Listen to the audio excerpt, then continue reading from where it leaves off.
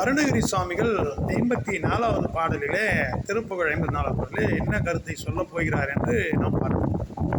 கொலை செய்யும் அதையானைக்கு ஒப்பானது, கஸ்தூரி அணிந்ததும் குடம் போன்றதும் ஆகிய மார்புகளை உடைய விலை மாதம்,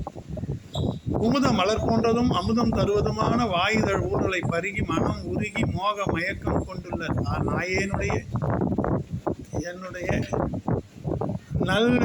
நல்ல நிலையை அழிக்கின்ற கவலைகள் எல்லாம் நீங்குமாறு முருகா, உனது அருட்பார்வையில் நின்று நிலை பெறுவதற்கு உன்னுடைய 2 திருவடி மலர் இணைகளை மனதில் இருக்கச் செய்ய உன் மீது பற்றி நான் பெற முடியுமா? வில்லாக வடக்கில் உள்ள மேருமலையை கொண்டவராகிய சிவபெருமான் பெற்ற செவ்விய சொற்களை உடைய சிறு குழந்தையே, அலைகடலின் நடுவே நின்ற சூரனை வதைத்த திருச்செந்தூர் நகர் வேலவா, வில்லுக்கு நிகரான நெற்றியை உடைய ஐராவதம் என்ற யானை போற்றி வளர்த்த மயில் போன்ற தேவயானையையும்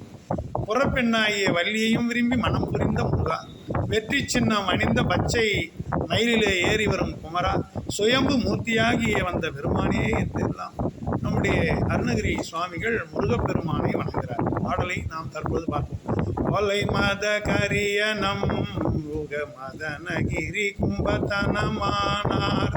குமுதாமுத இதழ் பருகியும் உருகி மயல் கொண்டு உற்றிடு நாயேன், நிலையழி கவலைகள் கெட உனது அருள் விழி நின்றும்